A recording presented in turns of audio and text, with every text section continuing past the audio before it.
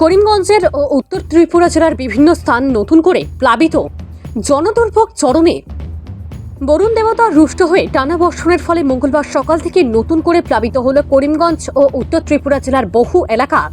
এবার লঙ্গাই নদীর জল পৌঁছে গেল উমাপতি, বেতাইল, এনাদপুর প্রমুখ গ্রামে। পাশাপাশি বন্যার জলের তলায় পড়েছে বেশ কটি গ্রামীণ সড়ক সহ নিলামবাজারের পূর্ত সড়কও। এতে অনেকে গৃহবন্দী হওয়ার পাশাপাশি ঝুঁকি নিয়ে প্লাবিত সড়ক দিয়ে যাতায়াত করছেন। কিন্তু এখনো পর্যন্ত উল্লেখিত বন্যাক্রান্ত এলাকাসমূহ পরিদর্শনে কোনো নেতা, মন্ত্রী, বিধায়ক, প্রশাসনের লোক সহ জলসম্পদ বিভাগের কাউকে পা মারানোর কোনো খবর পাওয়া যায়নি।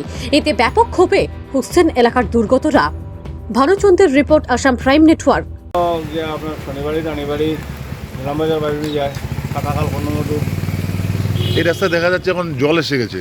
এই রাস্তায় জল এসে গেছে, তো আমরাও কালকে দেখলাম সকালবেলা পায়ে পায়ে জল, এখন দেখা যাচ্ছে হাঁটু পর্যন্ত শুয়ে নিচ্ছে। কী করবো, এখন আমাদের তো কেউ দেখছেও না, কেউ কোনো খবর নেয়নি।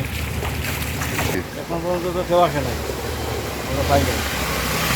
এই জল পাওয়ার মানুষের অনেক ক্ষতি হতে পারে। গরু, ছাগল, মানুষ কীভাবে থাকবে, কোথায় থাকবে, কোনো জায়গা নেই, সবের করে জল। গঙ্গার জলও তো আবার অনেক বাড়ছে। জল বাড়ার ফলে ইনাদপুর এই সাইড পুরো একদম ডুবে যাবে। রাস্তা ক্রস করে জল যাচ্ছে। এখনই যাচ্ছে, রাস্তা ক্রস করে জল যাচ্ছে।